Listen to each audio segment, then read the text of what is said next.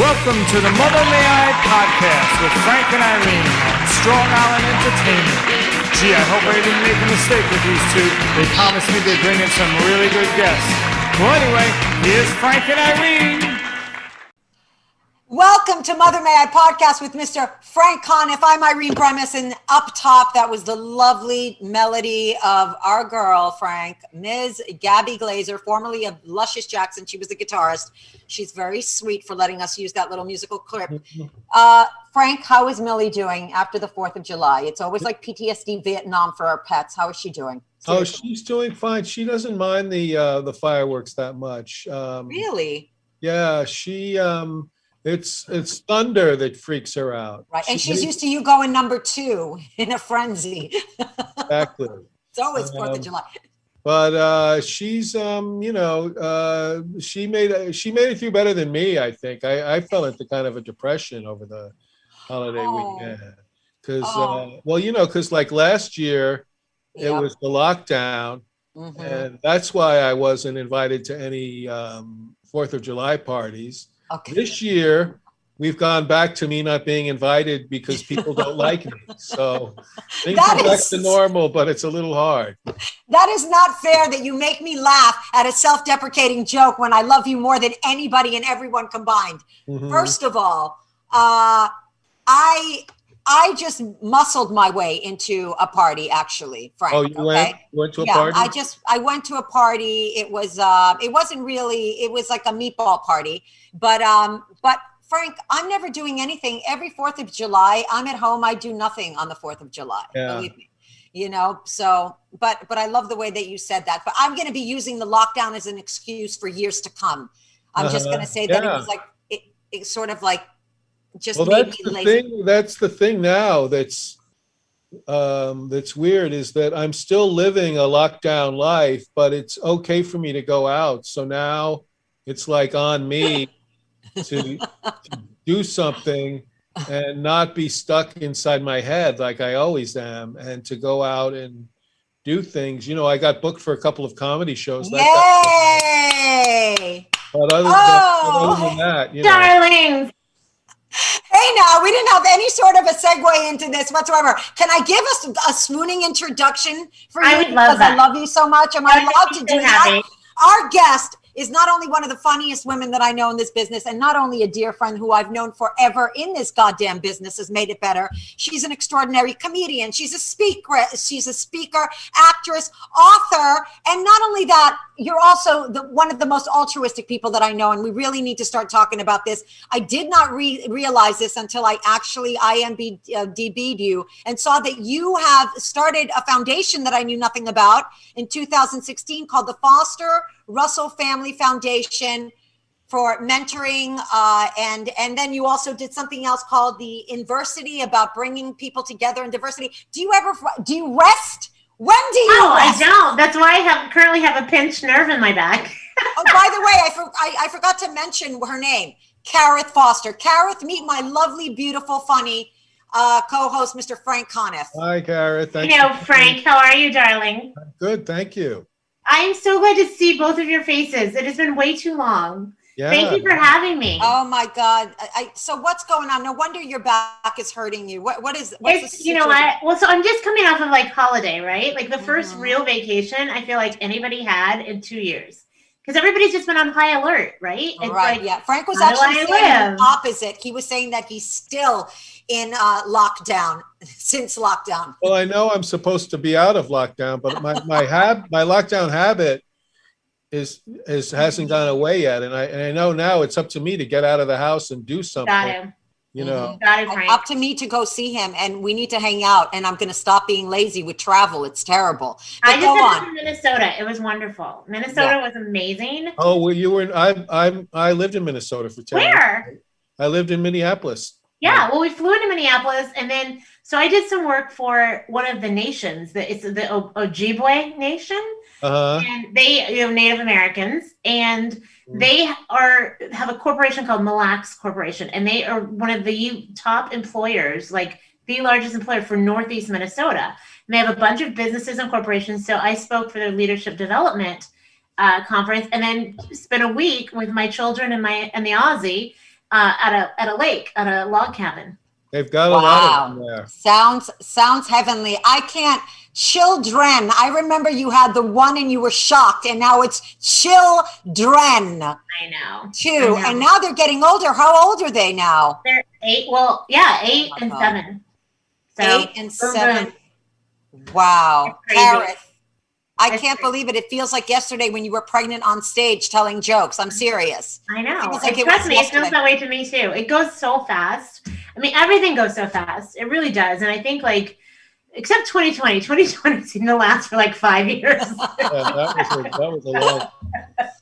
That did. Now, did you find, I mean, I'm sure it was very harrowing for you, like the rest of the mom crew, with the children at home and trying to balance that out, and your own career and your hubby. How was that? That must have been crazy. Yeah. I mean, you get thrust, right, basically into homeschool. And I think it was Hillary, but other people said it too, Hillary Clinton, but like, it takes a village to homeschool a child. Mm-hmm. Well, it takes a village to raise a child. Uh-huh. It takes a vineyard to homeschool one.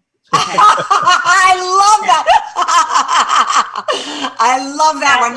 I can appreciate that because it takes a vineyard just to keep me happy from Staten Island. So no one understands that more than I do. And I love it. And I'm going to have to use it. And I'll always credit you with it. But I love that. So it's true. So your kids are now back in action. They're on vacation now. Yeah, well, we're just kind of keeping with the homeschool thing. And we may actually, I know it sounds crazy, but we may actually keep doing it. Yeah, I just, I want them to be critical thinkers. I want them to not just be indoctrinated into like a set system. I don't want them to think they're supposed to be worker bees. I mean, look at us. Look at all the things that we do. Like, we are so non-traditional, right? Mm-hmm. And who says that you have to be on like a certain path to go and work in an office and like start your own company? Like, they actually started a company with their dad. And they're managers in the corporation. Your kid? Wow. Yeah. Wow. I was such a slacker. I think I was still like eating my own shit at that age. It's crazy. Yeah, I'm pretty sure it was like until 10 I was eating my own poo-poo. Wow. That's insane. So they're being like, almost like they're getting like this crazy one-on-one mentoring. So for you, it's not like this overwhelming situation. It sounds like it's less chaotic and more. It's always going to be overwhelming. It's children. That doesn't change anything. It doesn't. But how are you wrangling this? So your husband he's been the main homeschooler. So I'm really appreciative of that, because I'm the breadwinner. I'm the one who like has the speaking career and, getting out there and doing corporate events and teaching. And, I wrote my book. And, that came out in 2020. So that was a good thing that came out of 2020. You can be perfect or you can be happy. Well, what is it called? Laughing Your Way to Happiness? Is that the book? So that was the first book. That was just kind of an accelerate, what's the word? Accessory? It's not accessory, but like to a speaking program I created. But wow, you can be perfect, you can be happy. Oh, I don't have a copy on me. It's always amazing. You're always so positive. If I wrote a book, it would be laugh until you cry. And cry some more. I write books, but they have no redeeming social value. How dare you, Frank? How dare you? Cats versus Frank. What is it called? Cats v. Frank Conniff. I love that book. Okay, go ahead. Let's see your book, sweetie. I want to take a look at this. You know what? Here, I got it. Fancy cover. You're always.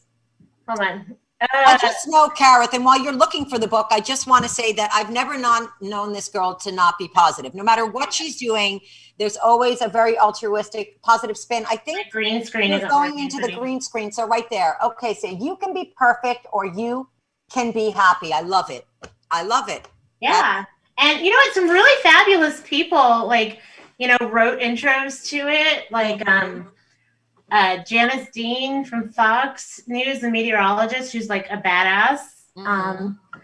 Our late friend Erica Watson, she wrote something for me. So yeah, it's just basically a book about, like, it debuted in the top 15 for personal transformation books on Amazon's bestseller list. Awesome. That's amazing. Incredible. Congratulations. It's a fun book. It's lots of stories and laughter, but it's also about how can I just live my best life without being condescending and the best version of myself. I mean, I haven't read it, but just not the pressure of always having to be perfect, because if you're perfect, how are you supposed to break out and be unique? Also, if you're perfect, everyone is going to fucking hate you. So don't be perfect. Seethingly jealous. Good point, Frank. Everyone will, I'll send you an autographed copy. you know, I don't know of any perfect people, but if they were, no one would hang around with them because, Yeah. you know, Exactly. no one wants to be around that. Right. I think people just love, and this is so great, and I'm noticing this more and more, especially with the people that I'm friends with, just being more vulnerable, being more open about our imperfections so that we can connect to one another and make each other feel like we're not alone. So it's less Absolutely. That's exactly it. That's exactly right. Like, right. you know, being real, being authentic, being vulnerable, like you said, which I think as comedians, we all completely get, because comedy, as far as I'm concerned, is the most vulnerable art form that exists on this planet. Yeah. That's right. It's true. And I love that you said that, because sometimes, you know, I'm like, why am I doing this again? That's why I'm doing this. Yeah. You know, because it does take a certain, you know, you do have to be open. You have to make yourself vulnerable, which is not an easy thing to do. So what other, like for somebody that's under the, you know, because there's just so much pressure today with social media to be perfect. There's so much comparing and despairing going on. Everybody, you know, it's like no one's staying in their own lanes. Everybody's looking over here. I have to remind myself, stay in your own lane. Stop looking to the right, to the left. Now, what kind of advice would you give somebody in that book about like just self-acceptance? Like, well, what I mean, you kind of said it. Yeah. Well, you know, stop comparing, stop judging. Mm-hmm. Because when you judge, what you're basically saying is my way is the right way. It's the only way. Have an opinion. Just flip it to have an opinion. Because guess what? Opinions are like belly buttons. Everybody's got one. Yeah. Mm-hmm. You know, but also like be kind to yourself. Be kind. We wake up in the morning and look in the mirror and say stuff to ourselves that we would never allow anybody else to say to us. Right. We'd be appalled. Wow, that's really, that's right? That's pretty deep. Yeah. I mean, actually that's really poignant, and I never thought of it that way. Usually I wake up in the morning and I'm like, oh, not you again. You're right. That's like my first thought. We don't realize this. Now, I read somewhere, and Frank and I probably have more, especially you, Frank. We have like 70,000 negative thoughts a day going through our heads. This is what I read. How many? 70,000. Oh, I think guys have like 30,000. People have that few. Wow, I never knew that. Yeah, and you have to train yourself. It's like a muscle, right? It's like when you get up on stage, you're like, okay, I'm going to do this, and you remember you're set, and like, oh, I don't say that word there. It's like, oh, I just like put myself down. Let me counter that. Like, no, you actually are amazing and incredible. Like, but you have to. It's like going to the gym, which you know, because you're like the most fit person I know with the most amazing. You're right, Karith. You're right. And what people don't understand is your mind is the strongest. Your brain is the strongest muscle that you have. You know, it is. And can I also share something else that I just found out within the past 6 months? And this is why I think the work that I do is so powerful, because it's not just about like your mind, right? It's about your heart. And do you know that the heart isn't just like this muscle that pumps blood? The heart actually has over 40,000 neuroreceptors that think, feel, and react independently from our brain. It's a little brain. And this is done, I mean, these studies came out like fairly recently as far as science, but like 1991 was when the scientists realized this. 1994 was when Oxford Press University published it. And so the idea is, you know, we can't just try to change people's minds. We have to change their hearts too. If we really want things to happen in the world, there has to be a heart-mind connection. And what is between the heart and the mind? Our mouths. So how we speak and the words we use and the way we communicate, like that's what seals the deal. Right.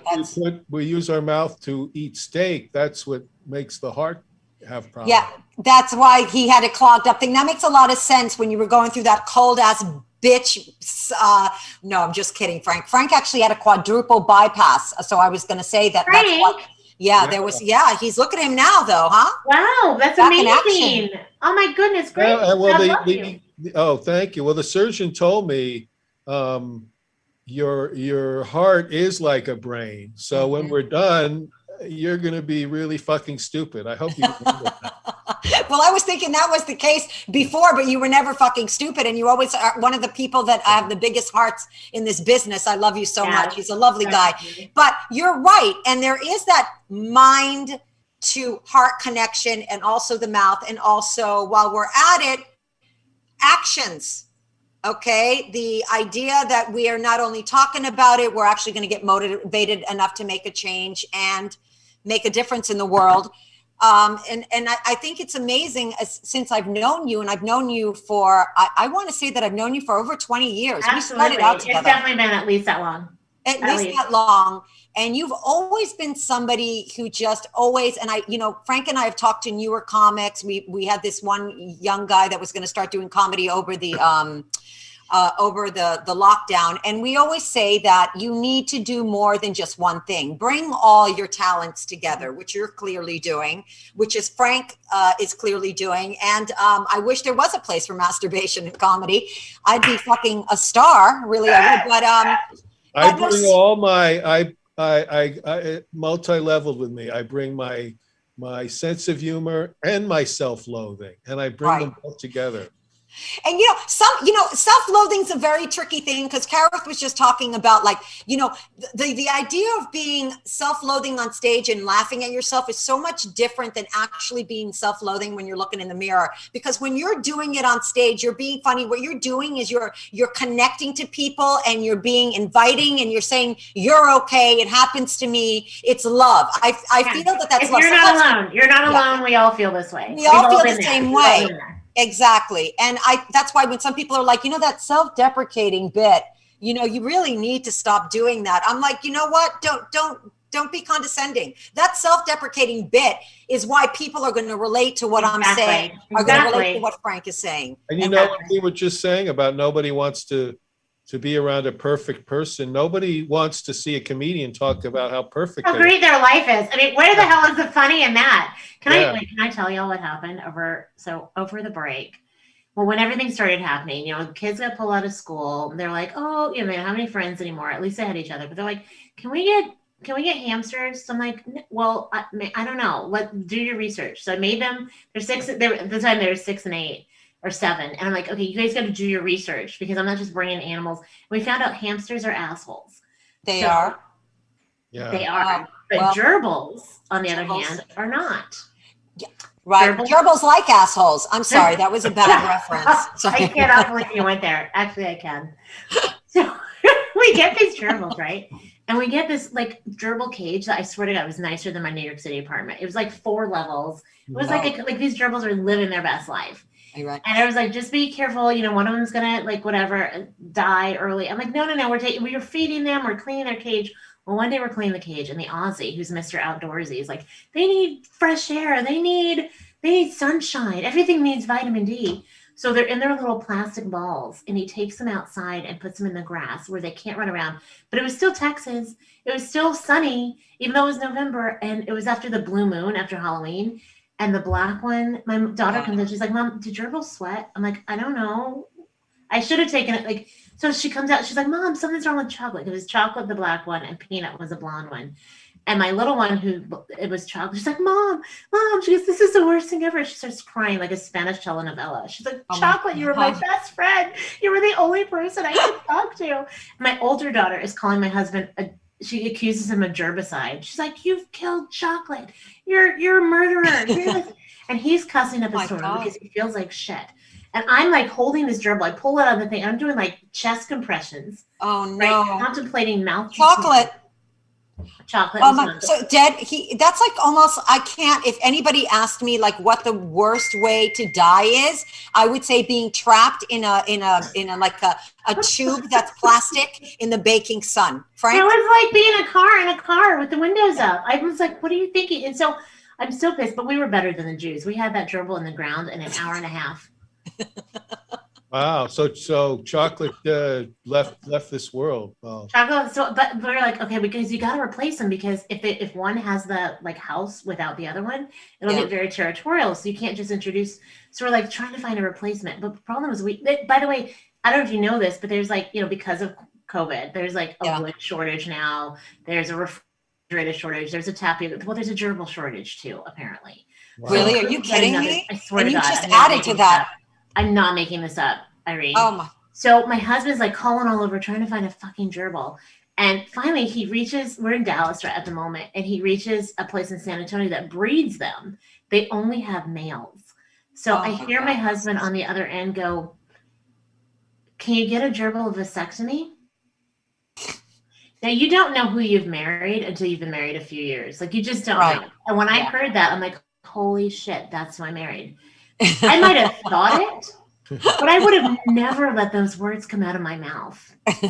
So I go, he hangs up. I go, what did the person on the other end say? He goes, well, they said first that nobody had ever asked them that question. I'm like, you're kidding. So then he said, but they know somebody who's done it. I go, okay, but they said it's really expensive. I go, how expensive? He goes, well, like $500 or $600. Wow. If you can find a vet to do it. My First of all, God. can you imagine how tiny the little instruments have to be? Yeah, to have to be to actually get in there and do it. And for a gerbil that clearly you guys are not prepared for and is probably going to suffer another horrendous death. No, I'm just kidding, sweetie. No, I mean, I know. But I was like, no, The $500 or moral- $600, that's 17 gerbils. No, 70. We're not getting it. We're not, no. Yeah, the moral of this story is don't get gerbils. Yeah, please don't get gerbils. And if you do, don't trap them in the hot sun with a cylinder. But the vasectomy question, that is something. That it really Pretty is brilliant. something. I love that he went right there, like almost like thinking like a woman. I'm sure you've asked him to get a vasectomy after the He's second Australian. child. I did. I did. Yeah. And you would have thought I said I was going to do it myself with nail clippers, the way he reacted. Well, that is insulting. It's Nail much clippers, better. honestly. It's better than asking. It's better than asking if can I use the gerbil to perform a vasectomy on me. You know, that would be really bad. Okay, that would be really bad. We're taking this all over the place, okay? I like how far we're going with this. So the kids now have learned a valuable lesson, you know? Yeah, don't trust daddy with the gerbils. Don't trust daddy with the gerbils, Yeah. okay? But just be glad that they're only getting a gerbil and they're not asking for a dog, you know? Well, they want one of those now. I'm like, no. We That- travel too much. So we got a cat and we got 2 gerbils. Oh, we did get a replacement gerbil, thanks to Gaga. Wait a minute, we got a cat? Does that mean that your cat is No, no we longer had with a cat. We had a You cat did? already. It scares me. And Okay, we it have died natural death? No, cat's good. Cat's like almost Oh. just over 2 years old. Yeah. Cat's good. But you know what? She goes outside and catches bunnies and she'll bring them in through the doggy door. And the other day, she brought a baby bunny in, which is always like breaks my Oh heart. my God. And she Dead? literally started to like rip its fur off in front of the gerbil's cage. Like, if I get Oh to my you, God. this is what's happening. But Well, she's a total bitch. She's a total bitch. My God, that's what, I've go had ahead. nothing but domestic apartment cats my whole Yeah. life. When you let them out into the wild, they're killers. You know, Yeah. they're predators. I've heard most of the stories I've heard of them. They capture birds and they bring them back and they present them to As their a present, yes. Yes. yeah. Yeah, it's They like a can't get on trophy. Amazon. Yeah, it's like they're like a trophy. I've seen what cats can do. I've seen what they did with my husband's socks. It wasn't pretty, you know, mangled, giving it to me as a gift. And I'm like, take it back. I don't want this. It's disgusting. But you're right. Cats are predacious. That's what they do. If they see a bird or a cute little bunny, chances are they're going to rip it to shreds and think that you're going to reward them for it. You know, it's Unless you make them apartment cats. right. And they lose Right, that instinct because one time when I lived in LA, my previous 2 cats, I was driving home and I saw my front door. I left my front door open with my cats in the house. Wow. And I freaked out. Oh my God.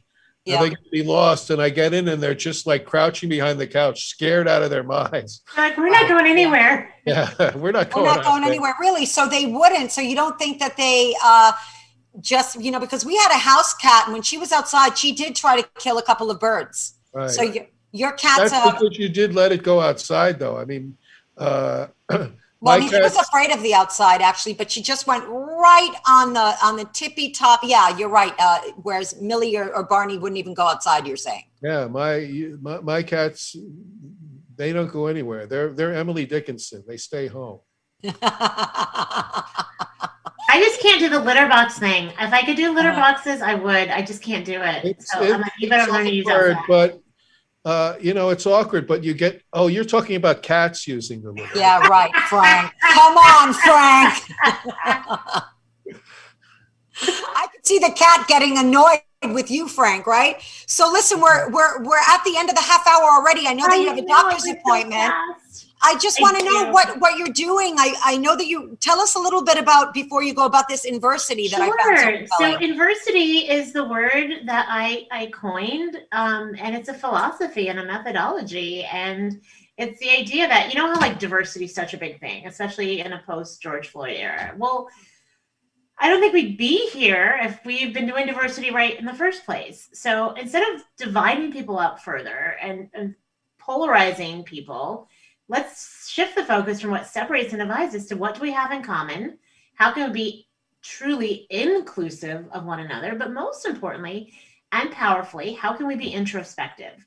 Meaning understanding your value, your worth, your connection to humanity. Because when you can see those things in yourself, that's when you can see them in someone else. And that's what inversity is all about. So I take this idea to colleges and universities and to corporations and create a space, not a safe space, but a brave space for the conversations that need to be had without them being demeaning or exclusive. You know, like everybody should have a voice, and we're not all coming from the same place. We've had different experiences, but that doesn't discount someone else's.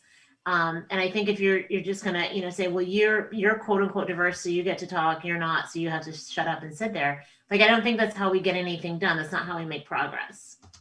Right. That's beautiful. And that's, you know, it's so important to remember and note that self-love equals loving others. If you do not love yourself, you really won't be able to effectively love others. You have to love yourself first. I don't know if I believe that because I pretty much can't stand myself 90% of the time. And I really love you guys. So I love you so much. I miss you so much. I miss you. So how can people follow you and see you? Yeah, I'm literally, I don't know how many other Kariths you know, but karith.com. Here's my website. I'm under, you know, Karith Foster on social media. You know, I don't do too much on Pinterest because that does annoy me because I do compare myself when I shouldn't, but I see people making like, you know, entire Thanksgiving dinners out of toilet paper rolls. I'm like, how did you do that? Doesn't sound too tasty, I have to be honest. And it looks delicious though, Frank. They managed to do it. They pulled it off. But yeah, no, I'm on Instagram and Twitter, and yes, and Inversity Solutions is too under Inversity S.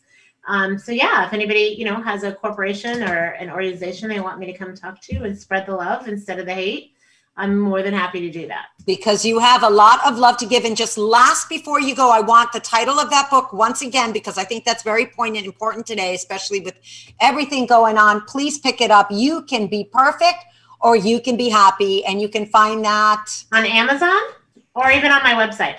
Awesome. All right. You have to text me your address. I'll send you guys a signed copy. Oh my gosh, I would love it. Yes, I'm in. Thank you so much, Karith. It's always so good to see you. I absolutely love and adore you. Give my love to Michelle. I certainly will. She knows how she loves you, and we'll talk soon, sweetie. I'm so glad you're doing well. Thank you. Thank you. All right, y'all. Bye-bye. Bye. Bye, sweetie. Always. Oh, and right on. Listen, I'm not going to miss my intro this time, to segue into our next guest, who's one incredible girl. I've known her forever. We worked together since the beginning of time. You've seen her. She's hysterical. She performs everywhere.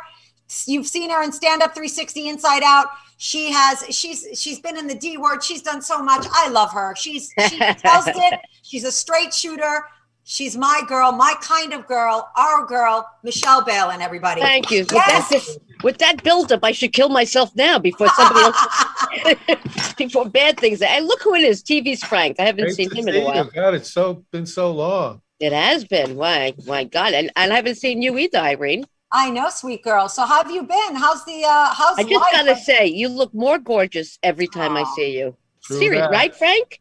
Absolutely. Wow, so do you. You look incredible. And I have to say that I cannot believe, like, you were always really, really fit and always looked really beautiful. But not anymore. Your body, no.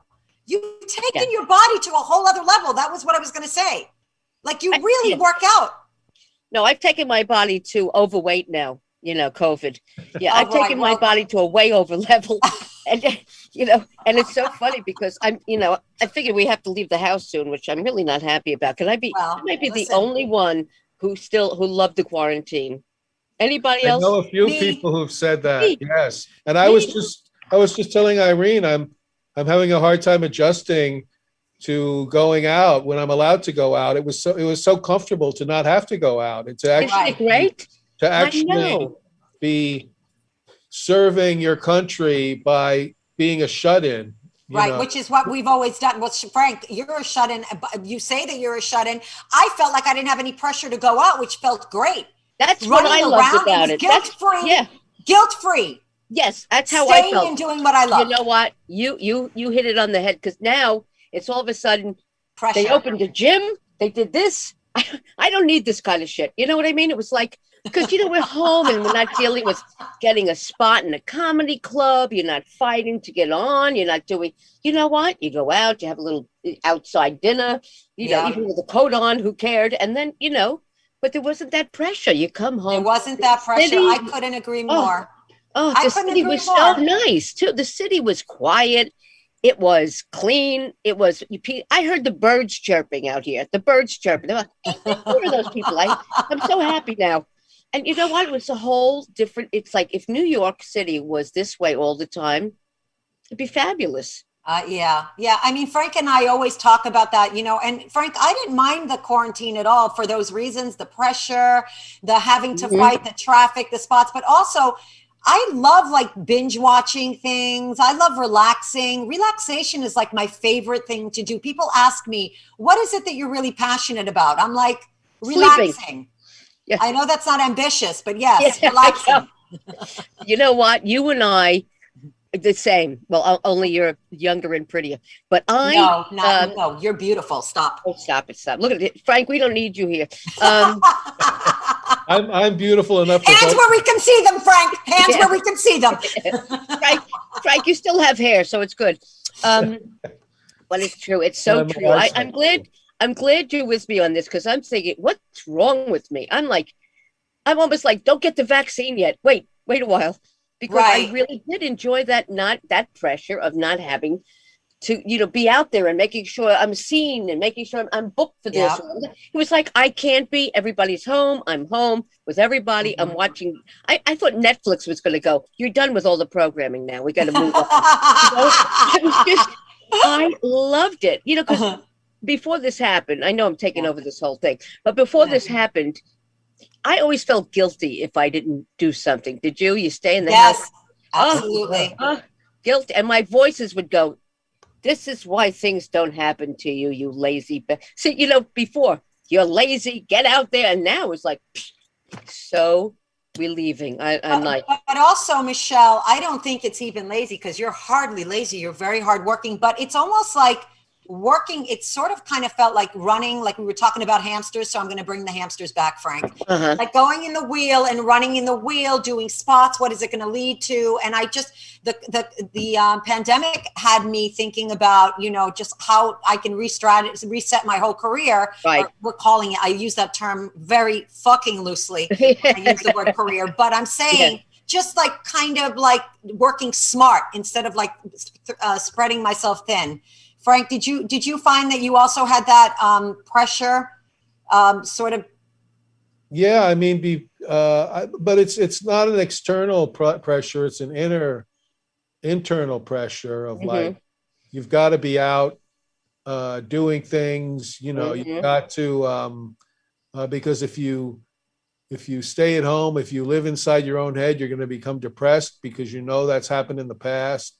So. But now, during the pandemic, for once, I was masturbating for a cause greater than myself. You're rubbing one out for medicinal purposes, my friend. Yes, and there's something to be said about that. That was difficult. It keeps too. The COVID away. Yeah, and it was hard too, because I was brought up Catholic, so all of my orgasms are shame-based. So for a noble reason was a change of pace. Right. Yeah, I know. I feel you. It was hard for me too with Steve. I mean, I was giving him so many hand jobs, I'm going blind. That's why I wear these fucking glasses now. I can't see a goddamn thing. So, but you know what? Okay, go ahead. No, go ahead. You're our guest. I want to hear what you have to say. Yeah, about the coming out, and what I'm finding, I'm in a bit of a depression too, because all of a sudden you're let out and you're like, I don't know how it's like coming out of jail. I don't know how to, which my cousin just did. I'm seeing him this weekend. He finally got out of jail, but anyhow, real jail. So you're like, I don't know. And here's what happens, and Irene, you'll appreciate this. So I go around the corner. I'm around the corner from the New York Comedy Club. They're on 24th Street. I'm on 25th Street. More pressure. Yeah, because you could walk there. What? But here's the best. So I started that club with Al Martin. I did the first show at Gotham. I gave my gay pride show. And here it is. You can't get booked at any of these fucking clubs. The best is this girl that books New York Comedy Club, who's about 12. I don't know how old. She says to me, "Oh, we don't have room for new people." I want to say to her, I know. I was working here before you motherfucker was born. You know what That's I mean? right, baby. Can I curse? Because yes, please. We love cursing. Me and Frank. I was gonna I'm like, how disrespectful. Mm-hmm. It's kind of disrespectful. I'm doing this 30 years. I started with Al Martin with this club. I started the one he had on 40s. We started this together. Well, we can't fit in new people. Do you even know who I am? Do you? Not that I'm great, but at least Did you tell this 12-year-old that you knew Jeff Ross before he married her? I mean, but you know what though? I've actually. Wait, I know Jeff Ross when his name was Jeff Lipschultz. Yeah, exactly. But that's actually something that I've heard about. I've heard women comedians say that since clubs have opened up again, some clubs that used to book more women aren't booking them now, and they're kind of playing it safe, and they just want their male comedians. Mm-hmm. And I've heard from a couple of sources that it's pretty hard now for women to get into clubs that they used to perform at. Right, but not only that, and Frank, that is a good point, but what Michele is saying is that it's like what last week we had Frank Liotti on the show, who's going by Vig Liotti now because he's done with comedy. He went on and on about how he fucking hates comedy. Yeah. He's a gay male. He's not a woman. And he had the same conundrum. He was saying that, comedy has now become almost like the top 1%. It's really hard to get booked if you're not a working comic. They're using the same comics, especially. And if you're over 40. There's ageism. No one ever addresses the elephant in the room. Right. Okay. Ageism. Mm-hmm. There is ageism. And we've heard this be Frank and I with other guests, and now the clubs are especially hard up. So they're only booking comics that are well known that can get asses in the seats. Right.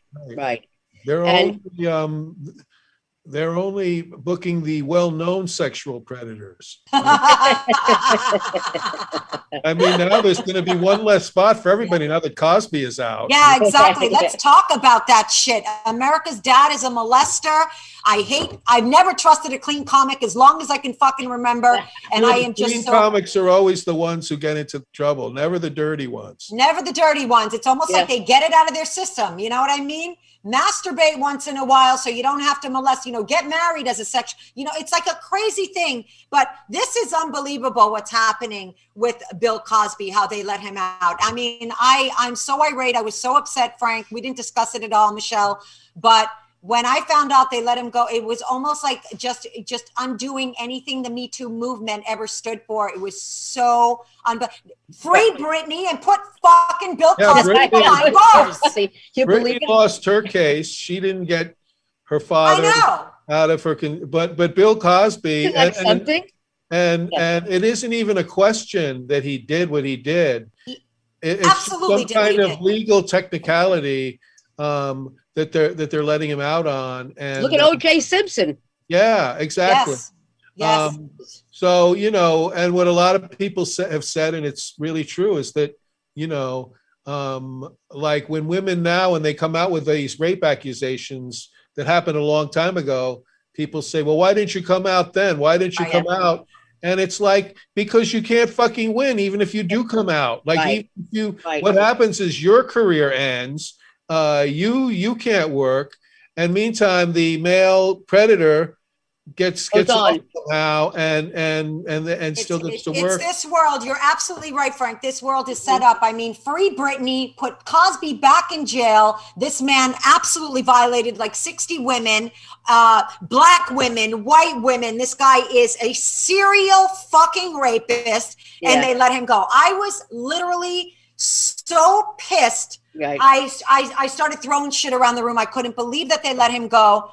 And, you know, I'm so happy that people like Cannibal Buress saw it so long ago, the hypocrisy. Yeah, wow. That this man was, you know, even the way he said when he made that comment about pull your pants up. I don't know if anybody remembers that comment that he said, pull your pants up. He said that kids, that's another thing about Cosby is he was such a scold. Pretentious asshole. A pretentious scold. And we talk about the young hip hop kids with their baggy pants. Exactly. And how disrespectful they were. And he was always such a phony, all of those sanctimonious people, and there's nothing but them in the Republican Party.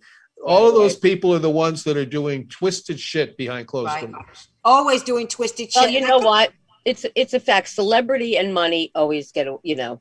But if Bill Cosby was working in a supermarket, throw away the key and the other. But, when you have celebrity and you have money, you know how this world is. And also when you're a fucking predator in your heart, I couldn't believe that Felicia Rashad actually came out and said, her tweet really shocked me. She said, finally, a terrible wrong is being righted. A miscarriage of justice is corrected. I couldn't believe. Then she backpedaled and said that I fully support survivors of sexual assault coming forward. My post was in no way intended to be insensitive to their truth. Personally, I know from my friends and family that such abuse has lifelong residual effects. My heartfelt wish is for the healing. Now, this guy was let off because he was violated. And what about the women that have been violated by him? Well, I think that Felicia Rashad, she felt that her Cosby Show residual checks had been they weren't coming anymore because of all this. They never show the Cosby Show anywhere. In fact, there's more proof. There's more proof that Cosby did what he did than there is that there was ever a show called The Cosby Mysteries. There's no evidence of that left. That's so crazy. My question is, Frank, he fully acquiesced to the fact that he was actually giving these women quaaludes, right? Am I wrong on that? He said the reason he got off is because, and I might not begin to explain it as best as I can. Is he made a deal with a lawyer who, by the way, ended up being Trump's defense lawyer in his impeachment, and he said, if you admit to this crime, you won't be. It'll be just for this one thing, and we'll let you off, and you won't get prosecuted for these other things. So he admitted to it, but then he got prosecuted anyway, and that's the technicality that got him off. So it's so ironic because the technicality is based on the fact that he so obviously did it and admitted to doing it. Yeah. And everybody knew he did it, and that's why we have to let him go. Right. I did love Quaaludes when I was young. I have to admit. Yeah. Well, we all like Quaaludes. The only thing is that we didn't give it to somebody and then sit on top of it. Seriously, it's really unbelievable, and it's really, my first thought when I heard this was really sad. Is that women are going to say, why bother coming out? A lot of women are going to say there are women who are not going to come out, and also if you think that even with the whole Me Too movement, that there's been any lessening of sexual assault, I really doubt it. So it's really a terrible drawback or setback. It's a terrible setback for women who want to come forth with, or who might come forth with accusations. Now they're not gonna, because they've been discouraged in no uncertain terms from doing it. Can I say something to that fact? It's like for years and years and years, when women were raped, they were the ones that were guilty. Right. Women were ripped apart who's going to go and sit in the courtroom and being like, you fucked somebody 12,000 years ago. You're why would I put myself through that? Right. So you just, because women, we're always wrong. You know what I mean? And let's face it. Which these women were scrutinized, Michelle. Yeah. You're absolutely right. They were told, why were you in his house, especially knowing that he had a predacious demeanor, especially knowing that he liked to use drugs. It always circles back, and they blame the women. You shouldn't have, you're right. Why did you go to dinner with him? Why did you wear those pants? Why did you you know what I mean? I had a crazy fantasy the other night. I know this is going to sound terrible, but that women was getting men off the jogging tracks, killing them, raping them, and just leaving them in bags on the side of the road. Let's see how many women will do that to men, where they're laying off. We found them in the water with a bag. We found them chopped up. How many times do you hear that about a woman doing that to a man? But on a regular basis, wives, girlfriends are killed. And you know what makes me, I know it's a whole other topic, but I think, how is it so easy to kill someone? How is it that easy? So easy. Well, I'll tell you how it's so easy. You're fucking let off. That's how it's so easy. You get away with it. And that's what happened here. He's systemically raped women. Yeah. He fucking drugged them and raped them. I mean, I was so upset, Frank. I was actually going to call Frank because I was dying inside. I literally died. I couldn't believe, because the week before we were on John's show and we were talking about this, and this really broadsided me. I couldn't believe that they let him off. And there's that right. There's that statute of limitations with the rape. I think they need to fucking get rid of that too. It doesn't matter when you do rape. Right. Rape is rape. Rape is rape. That's, that says it right there. There's a statute of limitations for rape. But anything else, like murder, can last. Why? Is that not? Because men don't see that as a crime. It's not a crime. Rape is not a big crime. And so, if we don't get you right away, they'll say it's not rape. Like, for instance, it was reported in one book that Donald Trump raped his second wife, or Ivana. Or yes, that's right. I remember that. Frank. He raped her, and she recanted the testimony, I think, because she was paid off and got a settlement or whatever. But he literally said in response, "If you're married, it's not rape." That's what people say. So right, absolutely. And those people do it, and this our country is and our media is run by either sexual predators or protectors of sexual predators. I mean, NBC wouldn't even air the Harvey Weinstein story when Ronan Farrow came to them with him, because they thought Harvey Weinstein had dirt on Matt Lauer. So they protected one rapist to protect their rapist. That's right, because it's a house of card, Frank. Right. And one card's pulled. Yeah. And Les Moonves, who was head of CBS, and all of these kinds of people are the people literally running. And when Donald Trump was in office, we had a rapist, sexual predator, an admitted sexual assaulter, admitted it in office. And for the most part, the media didn't make that big a deal of it. The Access Hollywood tape was a big story for a week, and then it just went away. But what's really his name? Billy Bush got fired.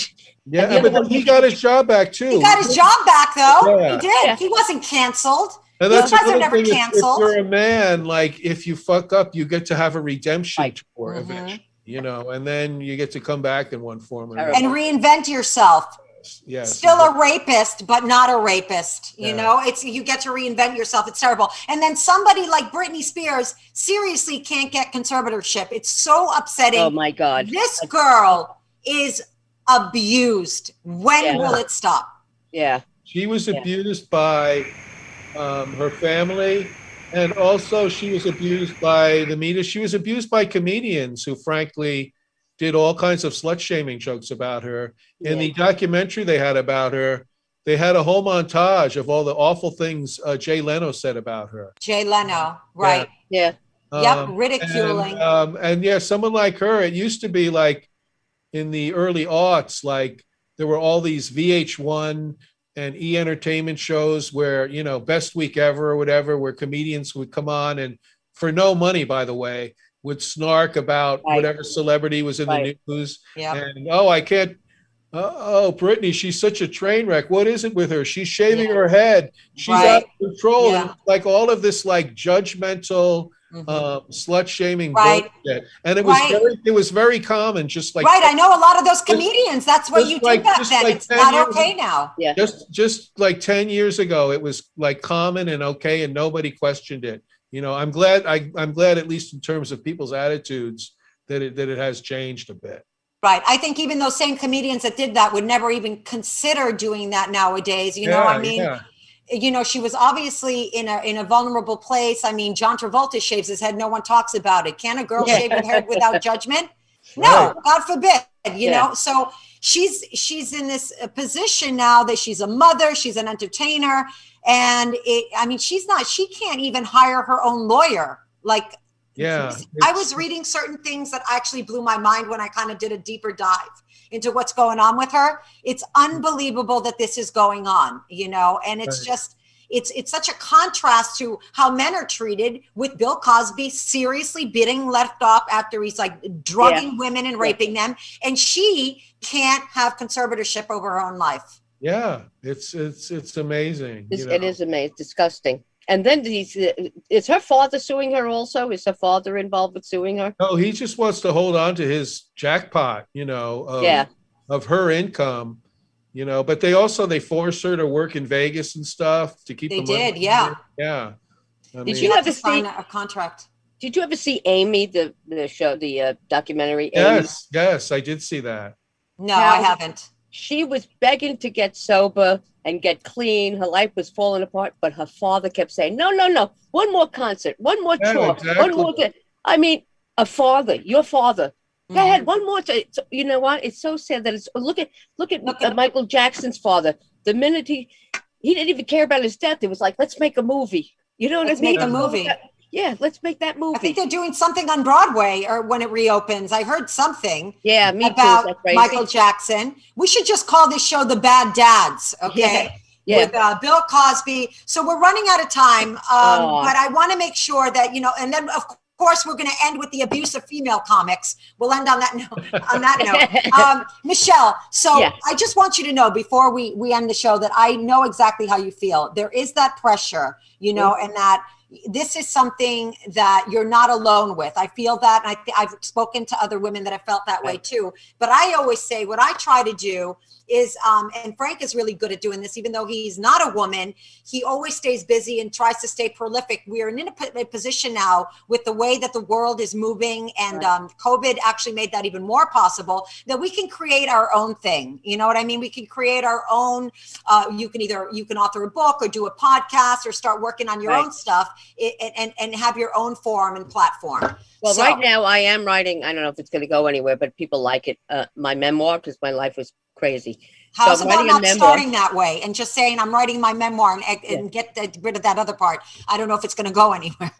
Yeah, well, you don't know. You know what I mean? I'm just doing it, and I always say, who's going to read about Michele Balan? Who gives a shit? But you know what? I'm doing it. People said you should do it. A psychic even said years ago to do it. So I'm doing it. But what do I have to live? I'll be dead soon. I'm 66 years old. Wow. Can you believe it? In this August, about a month from now, I'm going to be a young man of 65. So that's right, Frank. Someone older than you. Oh my God, Michele, you look incredibly beautiful for any age. It's the lighting I have in here. For any age. Thank you. No, we got to see each other in person, because we do have to see each other in person. And I also want to say that, when I first started doing comedy, it was many years ago. I've been doing comedy for like 21 years. You were already doing comedy. And when I met you, I was so inspired by you as a female comic. Oh my God. You were one of the women that when you got up on stage, you were fucking intrepid. You did not give a shit. You were balls out on stage, balls out. And you were a straight shooter. You were smart, but you were fearless, and you were vulnerable at the same time. And you were a huge inspiration to me. Oh, thank you. That, you know what? That made my day. Because other than that, I was very depressed because I'm having issues. Because 12-year-olds. Now you sound like Frank. Yeah. Because 12-year-olds go, well, we can't fit you into this club. We just can't do it. So it's so hard. It's a hard world, and it's hard to stay. I call them abortions with a sense of entitlement, and they can go fuck themselves. That's so funny. So what are you working on right now? So you're working on a book. I'm working on the book, and I'm see if the cruises come back. Right now, I'm not in a big hurry to. Well, I will be once my unemployment runs out, but the cruises will come. Every other day they're coming, they're not coming, they're sick, they're going. Because I worked all these last couple of years on cruise ships. Yeah. But I got to tell you one thing: I've seen the world. My last cruise, you know where I was? Antarctic. Wow. I have been all over the world. I'm so blessed in that way. I've seen more countries and getting paid to do it. So when I complain, I have to say that to myself. Shut up. Shut up. Who cares about New York Comedy Club? You were just with penguins. You were with penguins, I have pictures of me and penguins. Shut up. So what about your socials, sweetie? Plug your socials. You're amazing. I love you. You know what? I try to do that. That's the thing about 66. I'm so confused. Every other day there's a new one. It's now TikTok, and then there's now Clubhouse. No, I'm going to stop you right there. Frank just joined TikTok, and he's pretty much kicking ass. Frank, I know in a month you're going to have a lot of followers because that's. What are you doing on it? What do you do to get people? I'm making videos where I talk to my cat. So. Yeah. Well, I got a cat. I adopted a cat for that reason, and nobody cares about mine. You know what's so funny? I said the other day, Jim Jones, I'm sure young people don't know who he is. I remember him. He got more people to drink poison Kool-Aid than I could get following me on Twitter. He got more people to drink poison than I could get, and I try, and it's just, I don't know what the algorithm is, right. Because I write funny things on there, and I'm like, you're very funny. You're very funny. Like I said, was so inspired by you, still am. Absolutely love you. Oh my God. I love you. Thank you. Just keep creating. That's what I always say. I got that advice from other comics. The advice was just keep creating because that's what we do, and we're exactly where we should be. I kind of fucking fought back on that one, but it's starting to settle in a little. Frank, you're always. As I always say, keep creating an excuse to not go out and do shit. Yeah, I'm telling you. You know what? I'm thinking of cleaning houses, my own for starters. But I know it's like I don't want to go out in that world. I don't want to go out in that world. Oh my God! Keep creating excuses is like brilliant, and okay. Yes, I do that, Frank. Okay, fuck off. Yes, I do that. Irene, I want to ask you, where can I see you? Where can I see you? Oh, Jesus. Well, I mean, my Twitter, at Irene Bremis. No one gives a shit about mine either. At Irene Bremis on Instagram. Yeah, me too. And, I'm Irene Bremis also. I'm Irene Bremis. You're also Irene Bremis. Good. But I'm going to start going under the name Frank Conniff because he has a very padded Twitter following. Mr. Conniff? He does. I have a good Twitter following, a small TikTok following, and I'm banned on Facebook. So that's where my Frank, could you at least mention me and Irene with all of your Twitter? Say, today I was with the funny Michele Balan. He always does. He'll totally do it. Frank is the best. He has that's Frank right there. I love you, Frank. We used to always plugging John Fugelsang show together, and he's just a brilliant man. He's a brilliant man. I miss it. You were always such a great guest on that show.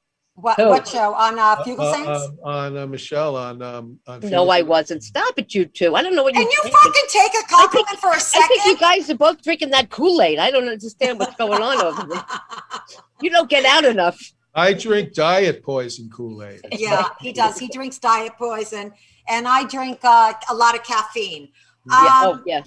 So I love you. Thank you so much for joining us today. You're awesome. My pleasure. I will come back whenever you want. We will have you back. Nothing going on, so please, I want to come back. We'll get together in person somewhere. Yeah, I would love that. I would love to do that. I'm actually going to send Frank a new date as soon as we're done with this show to hang out.